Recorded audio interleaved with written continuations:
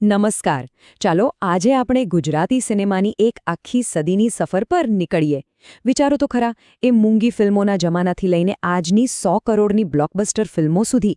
આ એક એવી કહાણી છે જેમાં કલા છે, સંઘર્ષ છે અને જબરદસ્ત પરિવર્તન છે.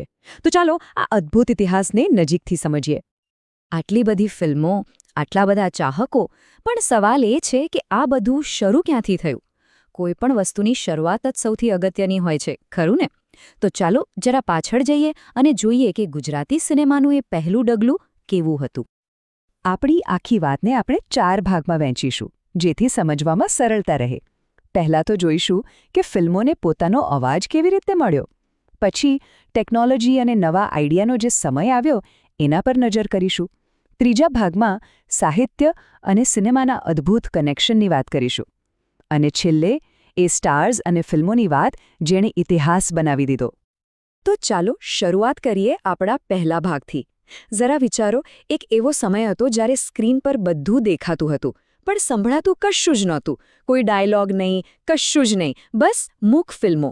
તો આ મૂંગા યુગમાંથી બોલતા સિનેમા સુધીની જે સફર હતી ને, એ જ આપણા ઉદ્યોગનો પાયો છે.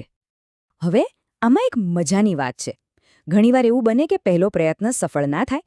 અહીં પણ એવું જ થયું. પહેલી ગુજરાતી મૂંગી ફિલ્મ બની તો ખરી, શેઠ સગાડશા, પણ એ ક્યારેય રિલીઝ જ ના થઈ શકી. એટલે પછી પહેલી રિલીઝ થયેલી ફિલ્મનો રેકોર્ડ શ્રીકૃષ્ણ સુદામાના નામે ગયો. પણ અસલી ગેમ ચેન્જર તો આવ્યો 1932માં. એ વર્ષ હતું જ્યારે ફિલ્મ નરસિંહ મહેતા આવી અને પહેલીવાર થિયેટરમાં ગુજરાતી ડાયલોગ સંભળાયા. વિચારો, એ કેવો મોમેન્ટ હશે.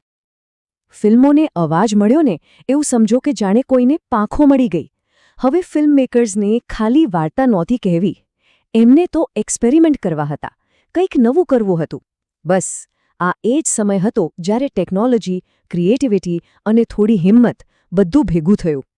આ સમયમાં તો પહેલી વારની લાઈન લાગી ગઈ. જેમ કે પહેલી પોલિટિકલ ફિલ્મ બની ભક્ત વિદુર. જો કે એના પર બેન લાગી ગયો, પણ હિંમત તો કરી જ ને. પછી આવી પહેલી કોમેડી ફિલ્મ ફાંકડો ફિતુરી, જેને લોકોને ખૂબ હસાવ્યા. પહેલીવાર કોઈ ફિલ્મને ટેક્સ ફ્રી કરવામાં આવી એ હતી અખંડ સૌભાગ્યવતી. અને ટેકનોલોજીમાં પણ ક્યાં પાછળ હતા? સોનબાઈની ચૂંદડી સાથે પહેલીવાર સિનેમાસ્કોપ આવ્યો, એટલે કે મોટી સ્ક્રીનનો જાદુ. બ્લેક એન્ડ વ્હાઇટ ફિલ્મોનો જમાનો હતો. અને પછી અચાનક એન્ટ્રી થઈ રંગોની. પહેલો પ્રયત્ન હતો લીલુડી ધરતી. પણ જે અસલી ધમાકો કર્યો ને, એ જેસલ તોરલ ફિલ્મે કર્યો. ઈસ્ટમેન કલર ટેકનોલોજી. સ્ક્રીન પર જે રંગો દેખાયા એ જોઈને લોકો દંગ રહી ગયા. બધું જ એકદમ જીવંત લાગતું હતું. આ ખાલી ટેકનોલોજીનો ફેરફાર નહોતો, આ તો ઓડિયન્સ માટે એકદમ નવો અનુભવ હતો. હવે આપણે વાત કરીએ એક એવા દોડની જેને ખરેખર ગોલ્ડન એરા કહી શકાય. આ એ સમય હતો જ્યારે ગુજરાતી સિનેમાએ નક્કી કર્યું કે આપણે ખાલી મનોરંજન નથી કરવું, આપણે કંઈક ઊંડાણવાળી વાતો કહેવી છે. અને એના માટે એમણે કોનો સહારો લીધો? આપણા ગુજરાતના શાનદાર લેખકોનો. એમની વાર્તાઓ ફિલ્મોનો આત્મા બની. આ લિસ્ટ જુઓ, કેવી રીતે પુસ્તકના પાનામાંથી વાર્તાઓ સીધી સ્ક્રીન પર આવી. પન્નાલાલ પટેલની કંકુ અને માનવીની ભવાઈ, બંનેમાં ગામડાની માટીની મહેક હતી. પછી સરસ્વતીચંદ્ર જેવી ક્લાસિક નવલકથા પરથી બની ગુણસુંદરીનો ઘર સંસાર. આ ફિલ્મે શું કર્યું? એમણે સાહિત્યને એ લોકો સુધી પહોંચાડ્યું જે કદાચ પુસ્તકો નહોતા વાંચતા. અને આ સિલસિલો આજે પણ ચાલુ છે. લેટેસ્ટ ઉદાહરણ જોઈએ તો ધ્રુવ ભટ્ટની તત્વમસી પરથી બનેલી અદ્ભુત ફિલ્મ રેવા. હવે જ્યારે આટલું સરસ કામ થાય તો એવોર્ડ્સ તો મળવાના જ છે. ફિલ્મ કંકુએ તો છેક ઇન્ટરનેશનલ લેવલ પર નામ કમાયું. ભવની ભવાઈ જેવી દમદાર ફિલ્મને એક નહીં પણ બે નેશનલ એવોર્ડ્સ મળ્યા. અને મહેંદી રંગ લાગ્યોને ગુજરાત સરકાર તરફથી પહેલો એવોર્ડ મળ્યો. આ બધી સિદ્ધિઓ બહુ મોટી હતી. ચાલો હવે વાત કરીએ એ જમાનાની જ્યારે થિયેટરમાં સિક્કા ઉછળતા હતા અને તાળીઓનો ગડગડાટ થતો હતો. આ એ સમય હતો જ્યારે ગુજરાતી સિનેમાને પોતાના સુપરસ્ટાર્સ મળ્યા અને એવી ફિલ્મો બની જેણે બોક્સ ઓફિસ પર ધૂમ મચાવી દીધી. આ છે સ્ટાર્સ અને સુપરહિટ્સનો યુગ. એક સવાલ પૂછું, આખા ભારતીય સિનેમાના ઇતિહાસમાં પહેલી મહિલા પ્રોડ્યુસર ડિરેક્ટર કોણ હતી ખબર છે? સૌથી મજાની વાત એ છે કે એમના મૂળ આપણા ગુજરાત સાથે જોડાયેલા છે. જી હા, એમનું નામ હતું ફાતિમા બેગમ.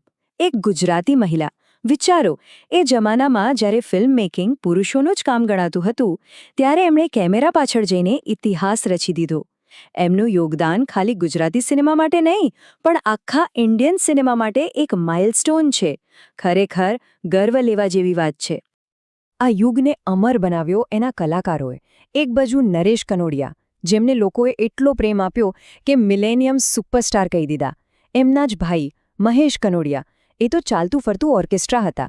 32 અલગ અલગ અવાજ કાઢી શકતા હતા. અને એક સરપ્રાઇઝિંગ વાત, મહાગુજરાત આંદોલનના નેતા ઇન્દુલાલ યાજ્ઞિક, એ પણ એક ફિલ્મ ડિરેક્ટર હતા અને એમણે પાવાગઢનું પતન ડિરેક્ટ કરી હતી. આ લોકો ખાલી એક્ટર્સ નહોતા, એ તો આપણી સંસ્કૃતિનો ચહેરો હતા. 100 કરોડ રૂપિયા. થોડા વર્ષો પહેલાં કોઈએ વિચાર્યું પણ નહોતું કે ગુજરાતી ફિલ્મ આટલી કમાણી કરી શકે છે. આ એક સપના જેવી વાત હતી. પણ હવે આ એક હકીકત છે. અને હા, ખાલી એક આંકડો નથી. આ તો સાબિતી છે કે ગુજરાતી સિનેમા હવે કેટલું મોટું અને પાવરફુલ બની ગયું છે. અને આ જાદુઈ આંકડો પાર કરનારી પહેલી ફિલ્મ બની લાલો.